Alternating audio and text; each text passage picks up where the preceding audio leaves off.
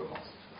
Donc, l'enfant face à la colère, on va tout d'abord réfléchir à ce que nos maîtres disent sur la colère, sur cette vie-là, sur ce caractère que l'on appelle en hébreu kaas. Les textes sont multiples. On les retrouve aussi bien dans le Talmud, dans la Gemara, que dans le Zohar.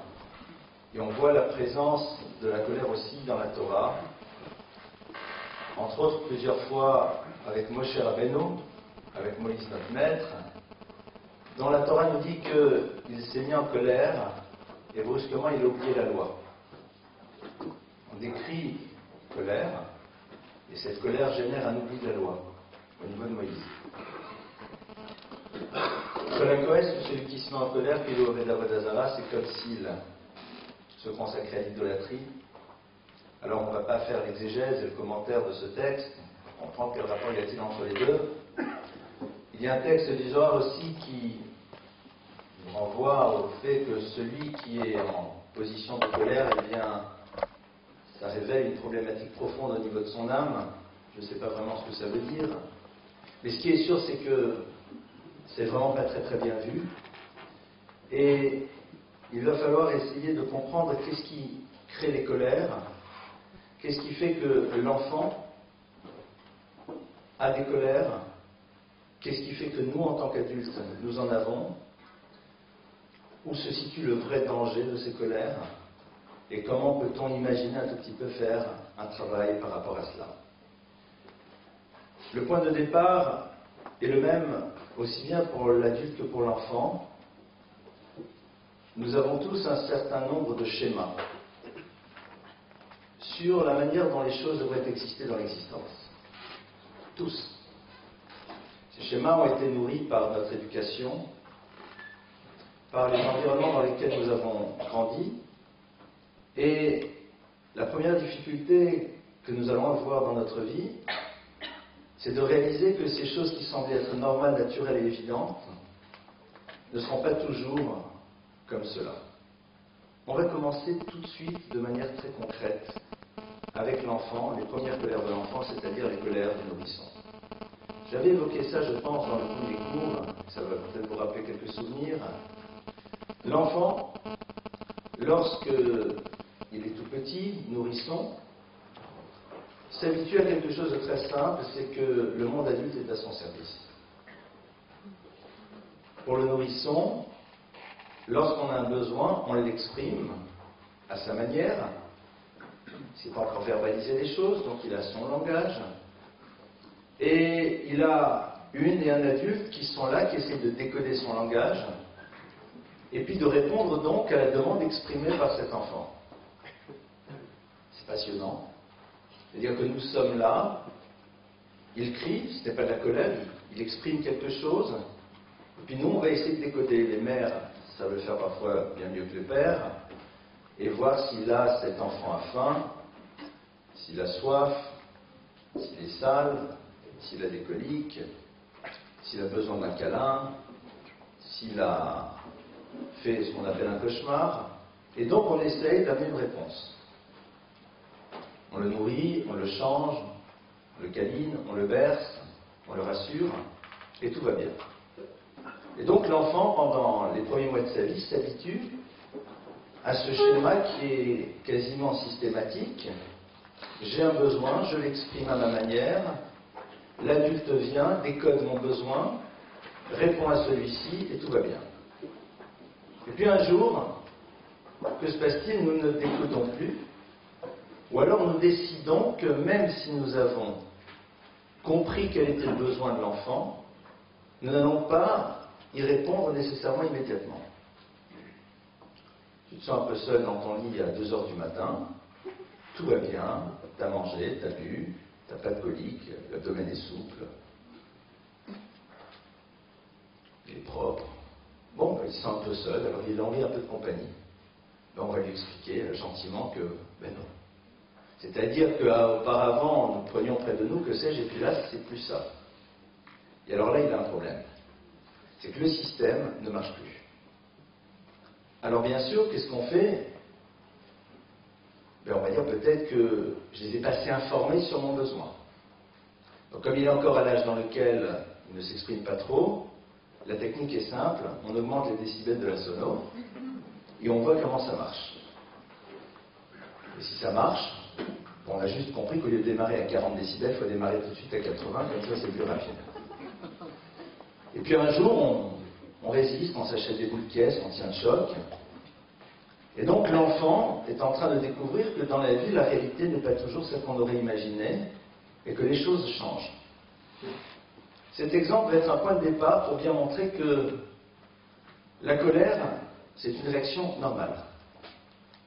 C'est une réaction normale de quelqu'un qui réalise que la réalité n'est pas celle qui devrait être d'après ses propres définitions.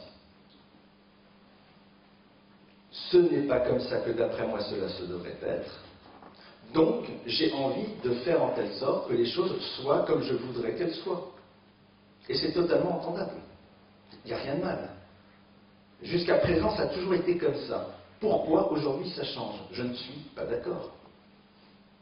Donc, la colère va être une technique que l'enfant, et nous plus tard les adultes, si nous n'avons pas réussi à comprendre où se situe le problème, allons utiliser quand la réalité n'est pas celle que l'on voudrait qu'elle soit.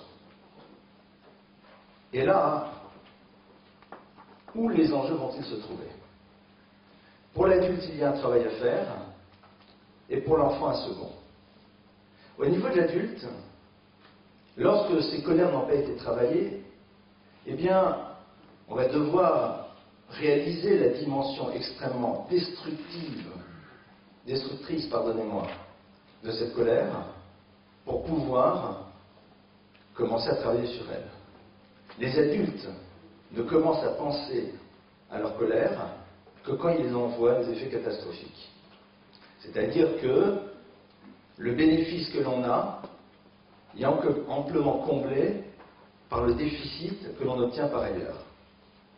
Donc, on va décider peut-être de changer de méthode, mais non pas parce que nous sommes convaincus que la colère c'est quelque chose de mal, mais parce que nous n'en tirons pas suffisamment de bénéfices par rapport à ce que ça occasionne pour perte. Si quand je me mets en colère en tant qu'adulte vis-à-vis d'un tiers, pendant 3 semaines, c'est ce que j'appellerais dans un couple une relation congélateur, ça vaut peut-être pas la peine.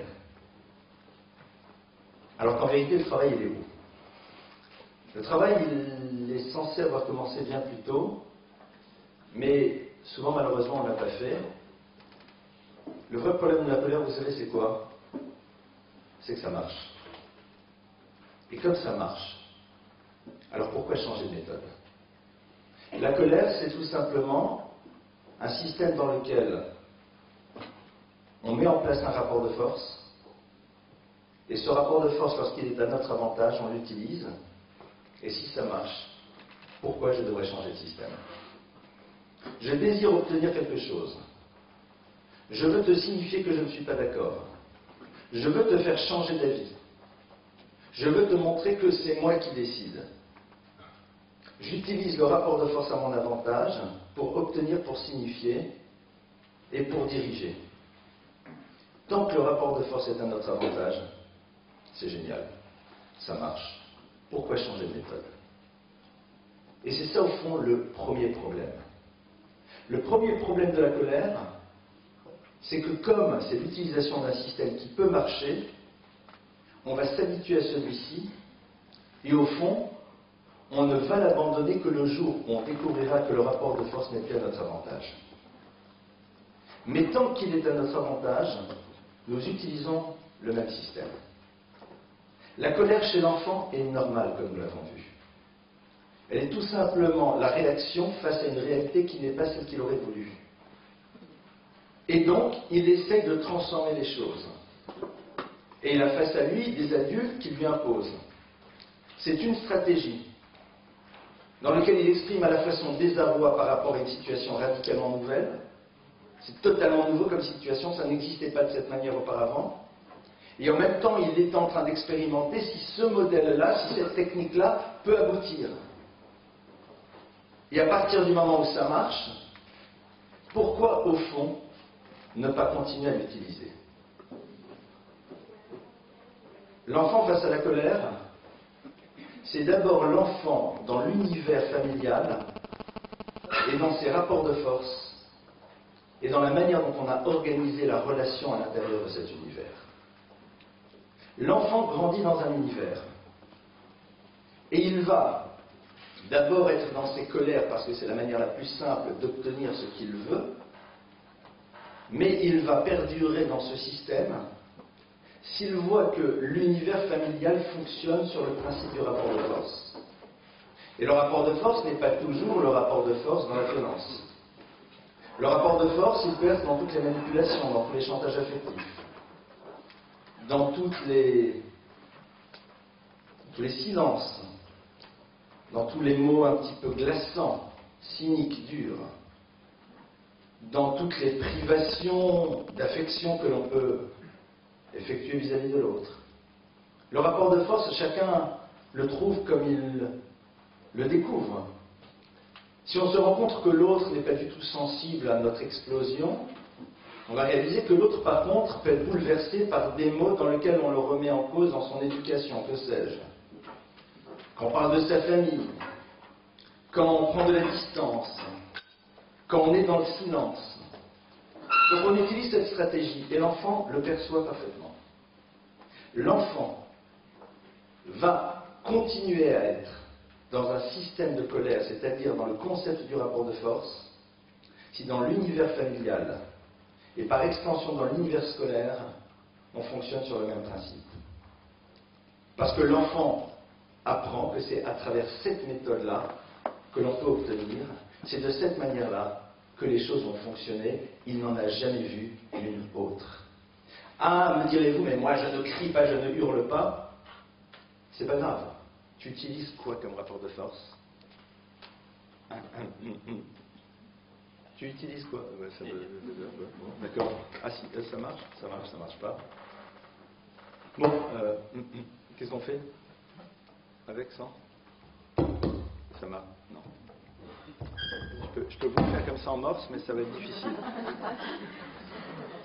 Ça marche là? Ça marche de nouveau? Il faut faire comme ça, comme les chanteurs? Pour se tourner vers le truc. Comment est-ce que... Qu'est-ce qu'on fait? Il est parti chercher la personne. Bon, je vais continuer comme ça. Comment va-t-il... Non, le problème c'est que ça... J'attends qu'il revienne. Donc, vous augmentez la sono. Comment l'enfant va-t-il imaginer faire autrement? Il nous voit avec notre méthode, il nous voit avec notre système. Donc, sur la base de cela, il va... C'est quoi d'après vous? C'est un problème de...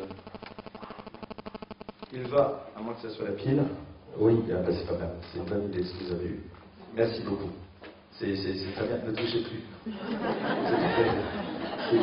C'est génial, c'est parfait. Vous voulez pas rester debout juste à côté? J'ai l'impression que vous avez un effet bénéfique. Donc, waouh, je vous ai dit qu'il ne fallait pas partir. Donc, l'enfant va voir ce système. Et donc, puisqu'il voit que ce système marche, il n'y a pas de raison qu'il change.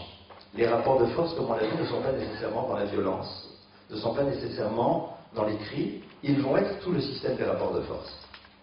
Notre travail à nous, en tant que parents, est d'abord d'explorer quel est notre modèle de fonctionnement dans la maison lorsque les choses ne sont pas comme nous voudrions qu'elles soient. En tant que père, en tant que mère, j'ai l'obligation de me poser une question et de me dire, lorsque les réalités ne sont pas celles que je voudrais, qu'est-ce que je fais? Lorsque j'attendais de l'autre qu'il réponde présent à ma demande et qu'il ne l'a pas fait, comment est-ce que je réagis pour lui signifier que je ne suis pas d'accord? Quelle est la méthode que j'utilise pour obtenir ce que je veux si ma parole en tant que telle ne suffit pas? Faisons une analyse. C'est quoi la stratégie? Je fais la tête. Pourquoi je fais la tête? Parce que je sais que l'autre, ça lui est difficile de me voir faire la tête. Donc, comme ça lui est difficile de me voir faire la tête, il va à ce moment-là céder. Donc, j'utilise la sensibilité que l'autre a au fait que je lui fasse la tête pour pouvoir obtenir ou alors lui signifier quelque chose. C'est un rapport de force. Et donc, même si on est dans un environnement qu'on va dire très soft, c'est-à-dire dans lequel il n'y a pas nécessairement de cris, on sera dans ce système. Et le danger, il est où? Le danger vient de l'installation d'un système et non pas de la difficulté que l'on a de supporter des décibels. L'enjeu en tant que parent n'est pas d'empêcher les enfants de faire des crises de colère. C'est de leur faire passer le message que le modèle de la colère, qui est le système du rapport de force, n'est pas celui autour duquel nous organisons une relation.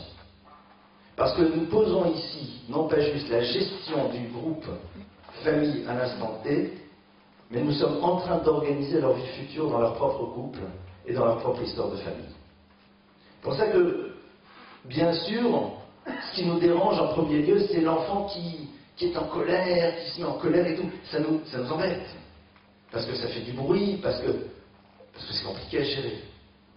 Mais, au-delà de ça, c'est tout un modèle de fonctionnement qu'il faut bannir et sur lequel nous devons d'abord, nous-mêmes en tant que parents, réfléchir. C'est la même chose dans l'univers scolaire. Est-ce que le prof utilise la terreur du zéro pour pouvoir faire en telle sorte que les enfants lui obéissent? Utilise-t-il la peur qu'ils ont de l'interrogation surprise pour obtenir le silence? Donc, il est dans un principe de rapport de force. Ou alors, il a un autre modèle, que nous allons essayer d'explorer dans quelques instants, et les enfants, donc, n'apprennent pas que le monde adulte utilise le système du rapport de force pour obtenir ce qu'il veut. Qu'est-ce qui fait que, quand la réalité n'est pas celle que l'on voudrait, nous arrivons à gérer les choses? Il y a ici un principe tout simple, qui est l'apprentissage de ce que j'appellerais la gestion de la frustration. Un enfant doit savoir que la réalité ne sera pas toujours celle qu'il aurait voulu. C'est ainsi. Voire même qu'il y aura des choses qui sont, d'après lui, injustes. Donc, c'est révoltant. Donc, il y a parfois frustration aussi. Lui apprendre à grandir, c'est non pas le bloquer dans ses colères, parce que s'il se met en colère, alors il subit notre colère, souvent c'est ce qui se passe. C'est une situation un peu ubuesque, quand on dit « Mais arrête de crier !» Qu'est-ce que tu fais toi? J'en ai assez des enfants qui se mettent en colère et qui se battent. Tu fais quoi? Donc il ne s'agit pas juste de réprimer. Il s'agit de lui apprendre comment gérer une réalité qui lui est difficile. Donc, faire un travail d'acceptation.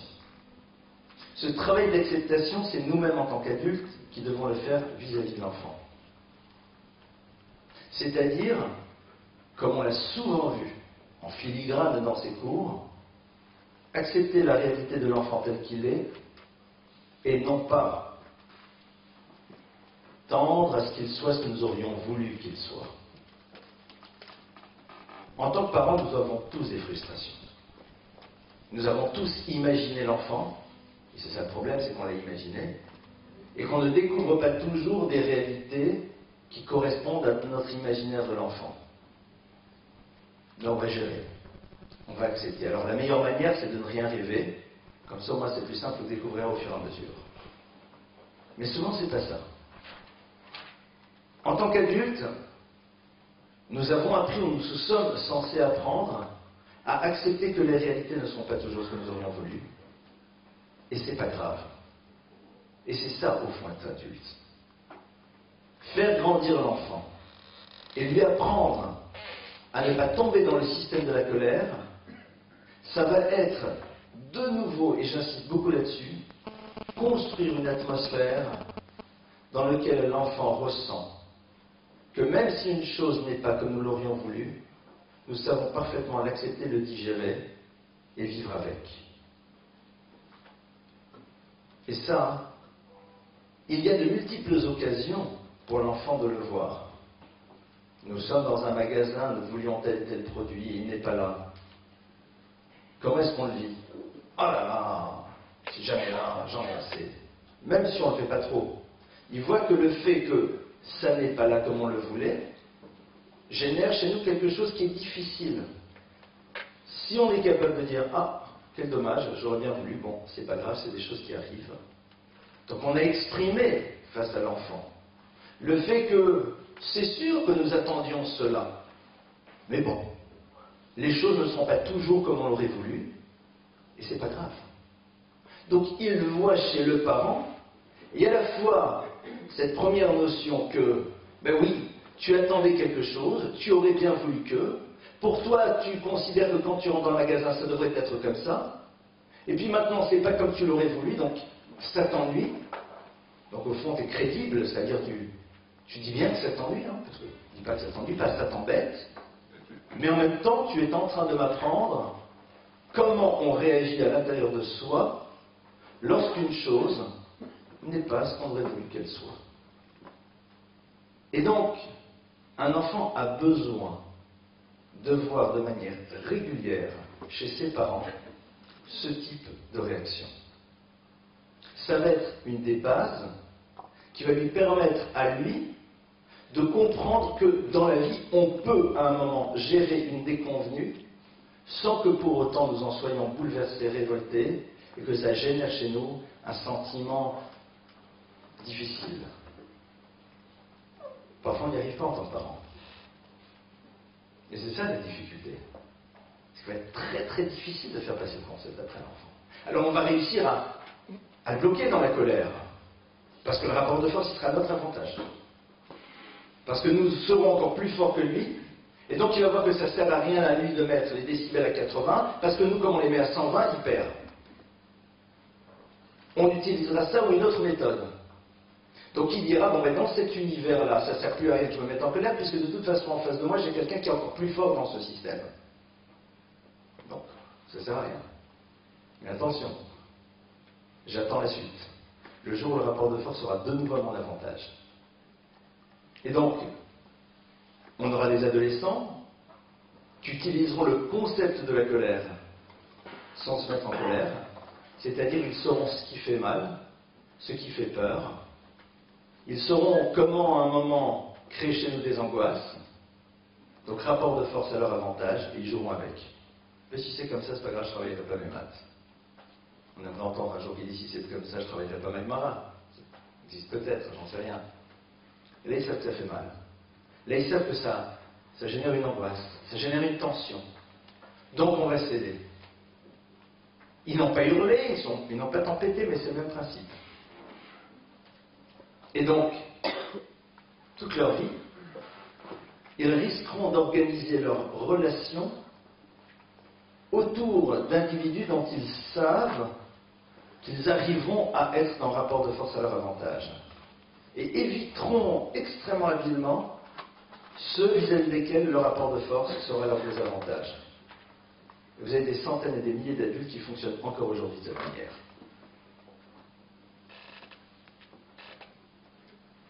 C'est très dommage, parce que vivre toute sa vie dans un système de rapport de force, c'est tout sauf vivre.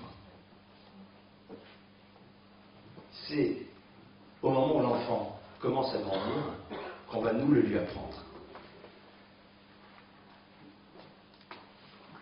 On va maintenant essayer de réfléchir, qu'est-ce qu'on fait quand l'enfant crée ses colères? C'est-à-dire quand il est donc dans cette période de sa vie dans laquelle il comprend que ça peut marcher et qu'il va tenter. Donc, on a dit que les colères d'enfant à la base c'est normal. C'est une stratégie qu'il a besoin de mettre en place parce qu'il a vu que quand il crie, on venait, alors non, s'il crie plus, on va peut-être venir, et s'il râle, alors ça va peut-être marcher. Et ça, c'est normal. Il le découvre, même si nous n'avons jamais utilisé ce système à la maison. Si on l'utilise, il continuera, il perdurera. Si on n'utilise pas au fur et à mesure, ça se calmera. Que fait-on? Il est dans sa colère. Eh bien, quand quelqu'un est en colère, il y a marqué qu'on ne doit pas chercher à le calmer. Comme ça disent nos maîtres dans la Mishnah. Mais on fait quoi alors? Eh bien, tout simplement, on accueille la colère. On l'accueille, on la reçoit. C'est-à-dire, On considère que la colère, c'est une manière d'exprimer son désarroi, sa difficulté par rapport à une situation donnée, une incapacité de verbaliser sa difficulté, mais l'enfant qui est en face de nous considère que ce qui se passe lui pose problème. Mais accueillons ce qu'il croit être pour lui une difficulté, même si pour nous ça ne l'est pas. L'enfant, pour lui, ça lui est difficile de voir qu'il doit aller au lit alors que les autres n'y vont pas. C'est une difficulté pour lui. Et donc, il l'exprime. Alors, il tente d'infléchir avec cette stratégie de colère, peut-être qu'on va réussir à faire plier. Ou alors, on est dans une colère dont on sait très bien qu'elle ne transformera pas les choses. Mais alors, pourquoi on l'a? Parce qu'on a besoin de signifier quelque chose. J'ai mal, je souffre. Ben, on fait comme quand un enfant glisse au jardin et se fait une petite entorchure, et qu'il arrive là, on a l'impression que Rahman al-Islam lui arrivait une catastrophe, et qu'il dit très mal, c'est très mal, j'en peux plus. Qu'est-ce qu'on fait? Ben, on l'accueille. Et qu'est-ce qu'on lui dit? Pauvre chéri. Comme l'enfant qui va voir l'infirmière de l'école, en lui expliquant qu'il a mal au ventre, indétectable, généralement, pas loin de l'aptéro de maths, c'est plus ou moins normal, ben on l'accueille. On l'accueille. Donc on doit accueillir la colère de l'enfant. Ça veut dire quoi l'accueillir? C'est tout simplement mettre en mots ce que lui n'arrive pas à dire. C'est-à-dire, j'ai l'impression qu'au fond, c'est très difficile pour toi que tu ailles dormir alors que les autres ne vont pas encore dormir. Tu vas lui dire bien qu'au fond, on a compris ce qui se passe. On a bien qui a dit aux Français, les Français, je vous ai compris. En tant que parent, on peut lui montrer qu'on comprend. Je comprends. Comprendre ne veut pas dire pour autant que j'accepte après ta réaction, ne veut pas dire pour autant que c'est juste, mais pour toi, pour l'instant, c'est quelque chose que tu vis. Qu'est-ce qu'on gagne? C'est que d'abord on montre à l'enfant que l'on est capable de décoder ces messages, même lorsqu'ils ne sont pas des messages verbaux, exprimés de manière normale. Et que deuxièmement, on accepte l'idée que dans la vie, il y a des choses qui sont difficiles, mais c'est quand même comme ça. Et derrière, on va le dire, mais c'est comme ça. C'est-à-dire, j'accepte ta difficulté. Donc, ça veut dire qu'en deux mots, je suis parfaitement conscient que pour toi, c'est pas bien. Pour toi, dans ton modèle. Mais moi, en tant que parent, je te dis, c'est comme ça. Donc, l'enfant ne va pas commencer à penser qu'il est un incompris, puisqu'on l'a compris. Puisqu'on lui dit bien qu'on est d'accord, que pour lui c'est difficile. Mais c'est comme ça quand même. Parce que l'enfant, en face de nous, si on arrive à lui imposer l'arrêt de sa colère, alors on a réussi. On le calme, on lui donne des bonbons, et que sais-je. Donc bon, au bout d'un moment, il se dit, ok, j'ai une compensation. Mais l'essentiel du message, il ne sait pas du tout si on l'a perçu. Notre but à nous, c'est de ne pas créer une atmosphère immédiatement paisible et de calmer le jeu en sortant moult bonbons, sucettes et autres chocolats. Parce que sinon, après, il a compris que quand vous avez envie d'avoir une petite dose de chocolat, il faut trouver une situation dans laquelle on va énerver tout le monde et puis après, on aura ce qu'il faut pour se calmer. Mazal tov. Ils sont très bons pour ça, ils en comprennent très vite. Mais les questions on les fera juste tout à l'heure, ça me dérange pas, avec plaisir. On a tout un moment pour les questions. Donc, on a ici un travail dans lequel on va recevoir. Et on le sait parfaitement en tant qu'adulte. Nous le savons dans nos relations. Lorsque l'autre reçoit nos difficultés, même si nous ne pouvons rien faire pour changer les choses, il y a quand même une forme d'apaisement et de tranquillité qui nous habite. Je comprends que pour toi c'est très difficile le fait que. Que veux-tu? Pour l'instant c'est comme ça.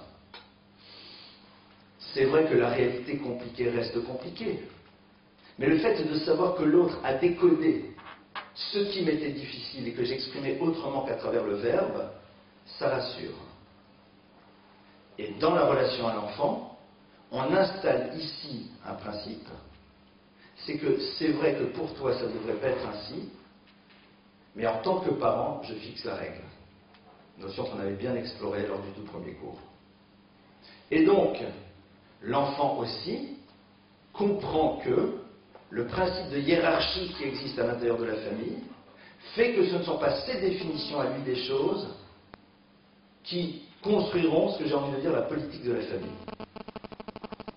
Donc la colère parce que je veux, après le bon repas, une glace à la vanille, et pourquoi j'en ai pas, et c'est pas gentil, et je suis pas d'accord, et tout, parce que la politique de la famille, c'est que déjà qu'on va rester et qu'on a une pizza, on n'a pas en plus une glace. Et ça, il va comprendre. Bon, je comprends que t'aimerais, je comprends. Mais c'est comme ça, il n'y a pas. Ah, mais je suis pas d'accord, moi, je comprends, j'espère bien. Il faut même presque lui dire, dis-moi si tu m'avais dit, oui, bien sûr, je comprends parfaitement, avec plaisir, les gens d'une pizza, c'est génial. Je me posais des questions sur l'enfant, que se passe-t-il? Il fait son job d'enfant. Il fait son job d'enfant. Il voudrait avoir, il n'a pas eu, il pense que ça devrait être comme ça, c'est pas comme ça. Il exprime des choses. Donc, premier travail d'acceptation. Et je mets sans arrêt les choses en corrélation avec ce que nous faisons nous aussi au niveau du couple. C'est-à-dire, si nous avons pris l'habitude dans le couple, lorsque l'autre exprime ses colères, c'est-à-dire lorsque l'autre construit le système du rapport de force, soit pour signifier ce qui ne va pas, soit pour tenter d'obtenir ce qu'il désire, et que nous recevons sa difficulté, alors nous aurons beaucoup plus facile à le faire vis-à-vis de l'enfant. On va rentrer maintenant dans d'autres configurations. Les colères de l'enfant, et là, de l'enfant particulièrement, mais si on les retrouve un petit peu au niveau de l'adulte, émergent aussi parfois lorsqu'il est dans une souffrance d'insatisfaction, en colère contre lui-même. C'est-à-dire lorsque l'enfant est déçu de lui et que sa propre réalité n'est pas celle qu'il aurait désirée. Il a travaillé, il n'a pas obtenu la note qu'il espérait. L'enfant est là, il n'est pas content. Pourquoi? Parce que tout simplement, ça ne s'est pas passé comme il le voulait. Cette colère est normale comme on l'a vu. Le même travail est là. Montrer que nous acceptons. Je comprends que tu ne sois pas content. Je comprends que c'est difficile. C'est vrai. Maintenant, c'est comme ça. Et que, dans la famille, on fasse régner un principe. C'est que la colère ne nous fera jamais rien obtenir, et que si véritablement on a un message à passer, c'est avec le verbe. Ça, c'est quelque chose qui doit être une constante dans notre famille. On n'obtient rien à travers la colère, que ce soit au niveau du couple, que ce soit dans la relation entre le parent et l'enfant. Jamais. Pourquoi? Parce que sinon il y a un talon d'Achille, il y a quelque chose qui s'ouvre. Et comme on l'a vu après, la solution de facilité, l'enfant va utiliser ce système et risque de le développer cela pendant toute sa vie.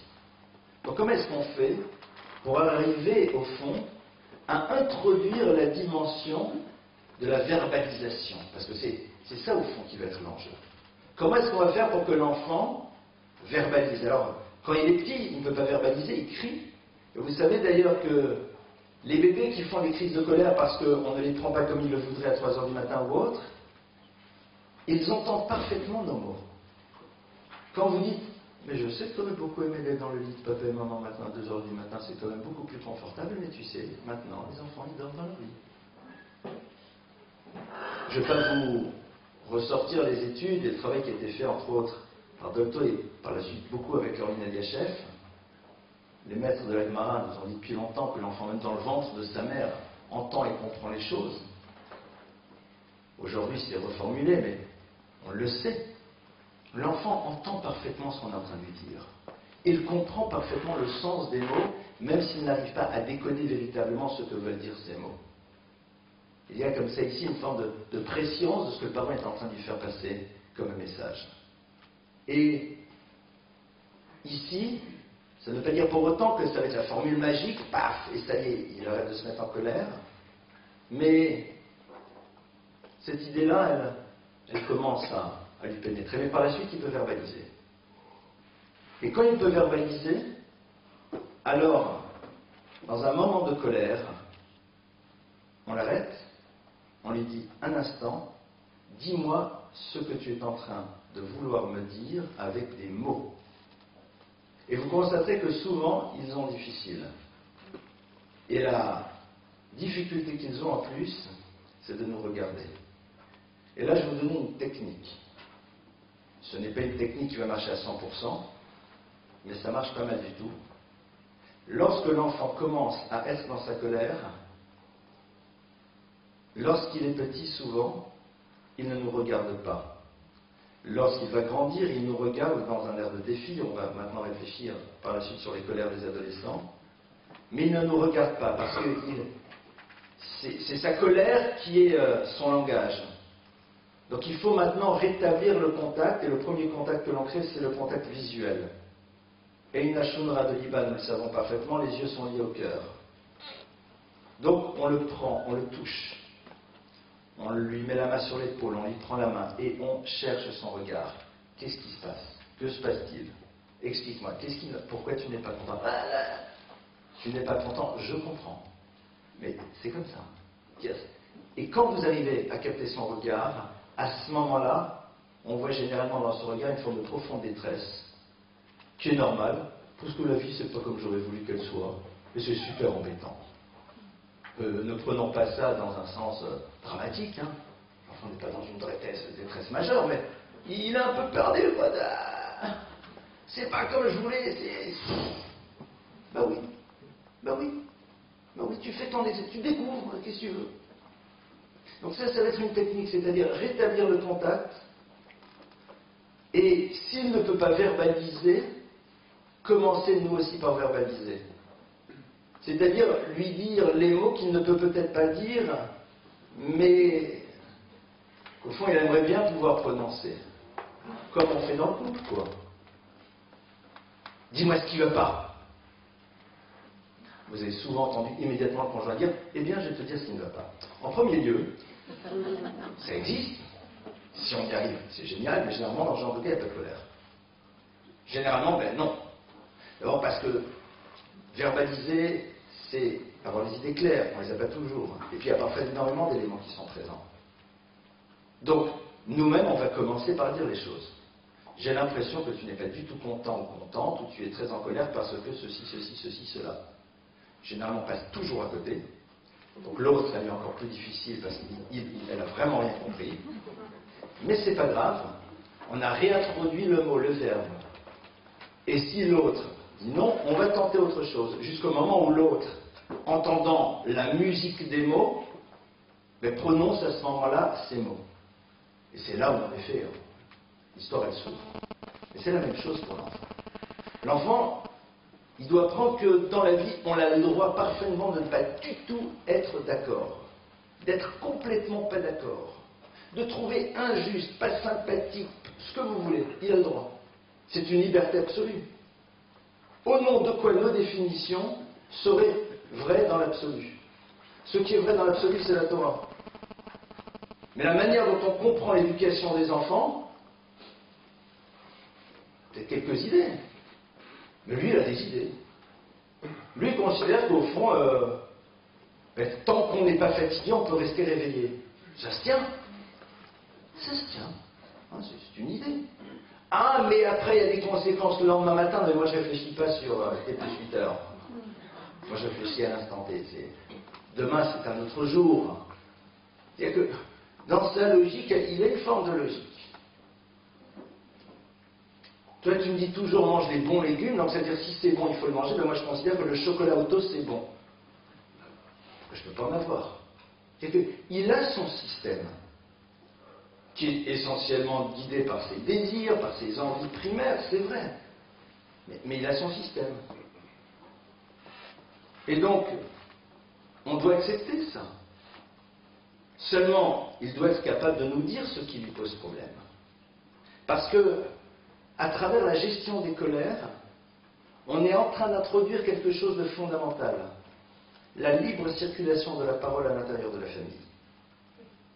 La capacité de se dire les choses. La liberté que l'on a de dire parce que l'on n'a plus peur que l'autre entende.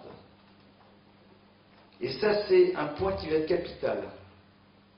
Dans une famille, on doit être capable de se dire les choses parce que l'on sait que l'on n'a pas à avoir peur de la manière dont les autres vont les recevoir. Et c'est paradoxalement qu'on est capable de se dire les choses que, à ce moment-là, on n'a plus besoin d'utiliser les autres modèles. C'est-à-dire qu'on est dans un travail à long terme. On est véritablement dans l'articulation d'une autre relation. Le problème, c'est que les peurs sont très présentes dans les familles, terriblement présentes. On a peur de la réaction du conjoint. On a peur de ce qu'il va penser de nous. On a peur de son jugement. On a peur de l'utilisation qu'il va faire de nos paroles. On a peur de sa réaction parfois un peu sarcastique ou autre. On a peur, donc on se protège. Mais en même temps, il faut dire. Et comme on ne peut pas dire, alors on dit quand même. Comment on dit? Et on trouve nos méthodes, comme l'enfant. Il faut un moment qu'on sorte de ce système. On n'a pas le choix. On n'a pas le choix parce que s'en sortir, c'est devenir véritablement libre de créer une relation. Et ça va donner aux enfants un modèle. Ce n'est pas simple, je vous le dis, ce n'est pas simple du tout. Surtout si on a pris l'habitude de mettre de côté la parole la vraie. Celle dans laquelle on exprime à l'autre réellement ce que l'on est en train de vivre, où est notre difficulté. Quand on dit à l'autre, écoute pour moi, eh bien j'ai toujours imaginé que dans notre couple, eh bien c'est ce type d'attitude que je trouverai lorsque je suis dans telle situation de la part de mon conjoint. Et je suis profondément déçu et ça me fait très mal de voir que ce n'est pas là. Au moins, ça a été dit. Là, il y a une base de travail. Là, on va pouvoir comprendre qu'est-ce qui se passe chez l'autre. Et on ne va pas lui dire, mais c'est ridicule, c'est nul. Dans quel film t'as vu que ça devait être comme ça? Non. L'enfant, l'adulte, ont des schémas. Et dans mon schéma, j'étais persuadé que ça devrait être comme ça. Et je suis profondément déçu et touché que ça ne se passe pas de cette manière, et donc je te l'exprime. Ben, ça t'offre. C'est génial. On commence à savoir qui on a en face de soi. C'est extraordinaire. C'est extraordinaire. Quitte à lui dire, ben écoute, je suis désolé, mais je ne peux même pas m'imaginer pouvoir peut-être répondre de la manière dont tu attends aux choses. Alors qu'est-ce qu'on fait? Quelle solution trouvons-nous? Et on en trouve, parce qu'on veut construire. Un enfant qui se met en colère, il dit je veux, oui, je fais d'accord, non, je veux partir en vacances avec mes copains, je veux. Il lâche pas le morceau. Je veux sortir ce soir, ouais, c'est quoi cette histoire, c'est n'importe quoi et tout. Bon. Il dit qu'est-ce que tu veux exactement, explique-moi. C'est-à-dire, explique-moi exactement ce que tu veux. Non mais attends, dis-moi d'abord parce que je n'ai pas compris. Moi, je veux, dit-il, pouvoir sortir avec mes copains le soir comme je veux. Il dit, je comprends, t'en as envie. Surtout si les autres le font. Il y a un problème, c'est que je considère que non. Alors on fait quoi? Et là on pose le problème. Qu'est-ce qu'on fait? C'est qu'est-ce qu'on fait? Ah, il va dire, ouais, mais pourquoi, je suis pas d'accord, pourquoi ça serait toi qui gagnerais? Et là je regarde, je dis, parce que je suis ton père, tu es mon enfant. Je suis ta mère, tu es moi. Je rappelle que c'est vertical, c'est pas horizontal, c'est comme ça. Ouais, c'est pas juste. Oui, je peux comprendre parfaitement que quand on est dans la situation en dessous, dans la relation verticale, on considère que c'est pas normal, ça devrait être le contraire. Mais c'est comme ça. C'est-à-dire, à un moment, ben, il y a une réalité. Et on comprend, mais c'est comme ça. Et c'est vrai que, même si c'est très difficile à avaler, au moins ça clarifie les choses. Et déjà, ça renvoie à l'idée que la place que j'occupe et que la place qui est la tienne empêche une inversion des rôles. Le drame, c'est quand les colères fonctionnent, que les rôles sont inversés et que l'enfant n'a plus face à lui de référence, parce qu'il sait sur quel bouton appuyer pour pouvoir arriver à obtenir ce qu'il veut. C'est ça le drame. Alors c'est vrai que c'est plus calme, entre guillemets, mais qu'est-ce qu'on a construit? Qu'est-ce qu'on a construit? Et c'est un petit peu un des grands problèmes de nos générations, où ce que l'on veut, c'est le ici et maintenant, on veut les apaiser. C'est la génération du shift. On est mal, on fume quelque chose, on prend un comprimé, ça va mieux. Donc là, c'est bon, ça s'est apaisé, on a cédé. Et on a inventé une théorie à 2 francs 50 pour justifier la raison pour laquelle, au fond, il avait totalement raison, c'était nous qui avions tort et il devait recevoir. Shundava. Parce que même si c'est vrai, le fondamental, c'est que je suis là et il est là. C'est ça qui le structure. C'est ça dont il a besoin. Parce que derrière cela, il est dans l'acceptation que dans la vie, on sera toujours dans un système de hiérarchie. Et qu'à un moment, la hiérarchie fera que les choses ne sont pas toujours comme on veut, c'est pas grave. C'est comme ça. Et que même celui qui est en haut peut peut-être se tromper, mais que veux-tu? Et il faut le dire. Écoute, j'ai peut-être tort. Peut-être c'est pas comme ça, mais au jour d'aujourd'hui, c'est comme ça que je pense. Et je le fais pas pour t'embêter, je peux te rassurer tout de suite, parce que j'ai tout intérêt à céder, tu seras plus calme et tout sera plus simple. Et il faut que les enfants entendent cette phrase de temps à autre. Que dans l'absolu, quand ils se mettent en colère, la meilleure solution pour nous, c'est de céder. Pourquoi? Parce que si on cède, c'est calme. Et on a tout gagné. D'ailleurs, vous constatez que les enfants sont géniaux. Pour pouvoir construire des systèmes de ce type, lorsqu'ils sentent des tensions dans le couple. Parce qu'ils savent qu'ils peuvent augmenter la tension, et donc que l'un des deux va rapidement céder pour pouvoir rétablir une certaine forme de calme, pour que la tension existante dans le couple n'aille pas en se développant. Ils sont malins, ils connaissent leur job. Ils jouent. Ils savent très bien que si maman va rentrer dans quelques instants, papa va rentrer dans quelques instants, et que ceci, cela, ça va être l'explosion. Donc là maintenant, c'est le moment idoine, on fonce. Il faut le leur dire. Il faut leur dire, dis-moi, qu'est-ce que tu veux là, qu'on se dispute encore plus parce que vous êtes en train de vous mettre en colère? C'est ça que tu veux? Il faut le dire, il faut parler. Parce qu'on est dans un univers qui fonctionne dans ce principe. Il y a 30 ans, 40 ans, 50 ans, on parlait moins. Les modèles de fonctionnement étaient quand même assez différents. Je ne suis pas sûr que ça a toujours été bien. Même si on a entendu moins de paroles, on avait face à nous aussi des individus qui avaient souvent une vraie carrure. Pas toujours. Les modèles étaient différents. Aujourd'hui, on est obligé de se rappeler que le verbe est au cœur même du système familial, est au cœur de la relation, et que dès le moment où il y a colère, il faut tout de suite travailler sur la verbalisation de la difficulté que l'autre est en train de vivre, et comme nous l'avons vu au début, être dans l'acceptation de celle-ci, même si nous ne la justifions pas, et même si nous considérons qu'il a tort. J'ai peut-être tort de penser cela, mais néanmoins, comme je suis persuadé du contraire, pour moi c'est difficile. J'ai peut-être tort.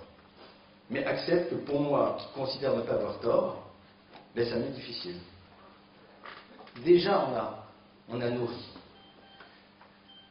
Ça, le temps avance très vite. On va continuer un tout petit peu sur... On a vu cette notion d'atmosphère. Maintenant, nous, en tant que parents, comment est-ce qu'on doit faire lorsque nos enfants donc, rentrent dans ces colères? Alors là, c'est que ça va être un des thèmes majeurs de mon prochain ouvrage, qui est en bonne voie de réalisation, le travail concret sur la colère. Là, qu'est-ce qu'on va devoir faire? Eh bien, tout simplement, apprendre à ne pas réagir immédiatement.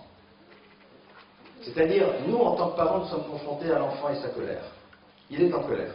Il est en colère, il est là, c'est disputé, c'est pas juste, pourquoi lui, pourquoi l'autre, j'en ai marre, toujours moi, toujours l'autre, je connais. Très bien. Comment techniquement on gère maintenant? Comment techniquement on fait? Parce que techniquement, il faut bien. Première chose, on s'oblige à ne pas réagir. C'est-à-dire, ce n'est pas comme j'ai pu entendre tout à l'heure, même si c'est une idée intéressante, j'y reviendrai, faire preuve d'indifférence, c'est montrer que je suis capable de ne pas céder à quelque chose qui joue sur mon système nerveux. Et ça, c'est un entraînement. Tous les jours, pendant 5 minutes, 10 minutes, quelles que soient les choses, on ne réagit pas. Vous constatez que la plupart du temps, les réactions que l'on a entraînent des spirales. Et après, vas-y que je t'arrête la spirale. Ça, il n'y a pas d'autre solution que de faire un travail au quotidien. Un travail au quotidien dans lequel on s'empêche de réagir. On bloque la réaction. On bloque.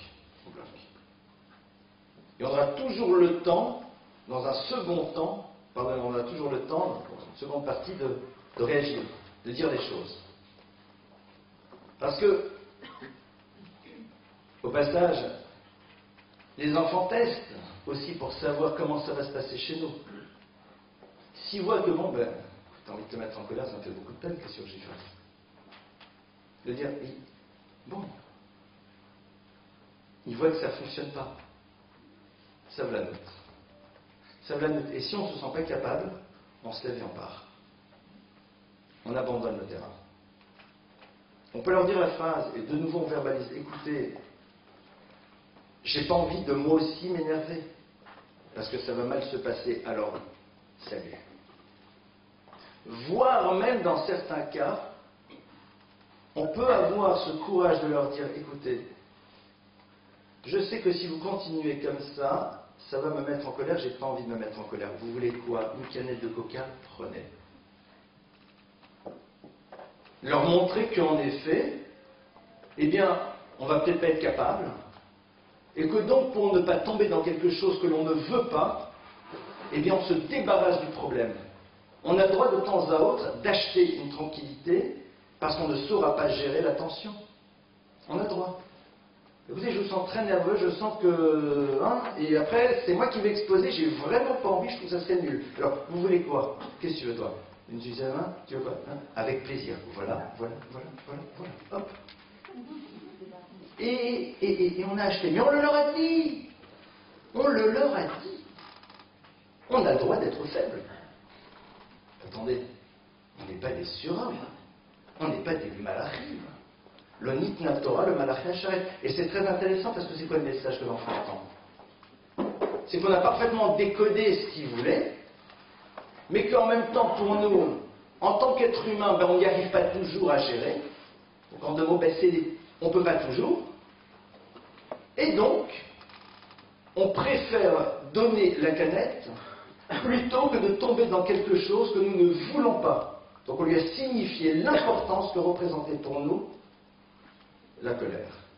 Lorsque nous-mêmes tombons dans nos colères, et que nos enfants, les voient et en sont victimes, là c'est extrêmement difficile. Parce que la colère parentale, c'est l'expression de son désarroi et de son incapacité à assumer son rôle et sa fonction. C'est le révélateur de quelqu'un qui ne sait pas ce qu'il représente. Et qui utilise les seules armes qu'il a, c'est-à-dire son âge et sa force, et la peur qu'il peut inspirer. C'est très anxiogène pour un enfant. Seulement, on a aussi ce qu'on appelle des colères physiologiques. C'est-à-dire, on sait très bien, je ne sais pas si ça vous arrivait à vous, mais à moi oui, des moments dans lesquels on commence à se mettre en colère, on sait qu'on ne devrait pas, on est parfaitement conscient qu'on est nul. Et malgré tout, paf, ça sort. Le truc qu'il est là est immaîtrisable. Mais on n'en a pas parfaitement conscience. Nous, dans ce genre de cas, moi j'ai une technique, courage fuyant. On quitte le combat. On y va parce qu'on sait qu'on n'y arrivera pas. Mais le parent qui utilise ce système, c'est pas juste que l'enfant souffre, c'est que l'enfant a une forme d'anxiété qu'il a en face de lui. C'est le seul modèle que tu utilises. Regardez les profs qui se mettent en colère, mais les enfants n'ont que mépris pour eux. Alors parfois, comme ils ont peur parce que le prof est le dispensateur du passage, donc ils filent d'eau. Mais au fond, ce ne sont pas des adultes que les enfants admirent. Ils n'ont plus vraiment de poids. Ça marche, techniquement. Mais quelque part, ce qui est censé représenter cet adulte, donc ici l'enseignant, c'est plus ça. Alors que faire? C'est sûr que les colères physiologiques, on a tous. Et dans ce genre de cas, il faut être capable non pas de faire amende honorable, on n'a pas demandé pardon à un enfant, mais on doit lui montrer qu'au fond, ce qui s'est passé, c'est pas nous, et que c'était vraiment nul. Dire, tu vois, voilà. Comme un clou que je me suis mis en colère, et c'est vraiment nul. Qu'est-ce que tu veux?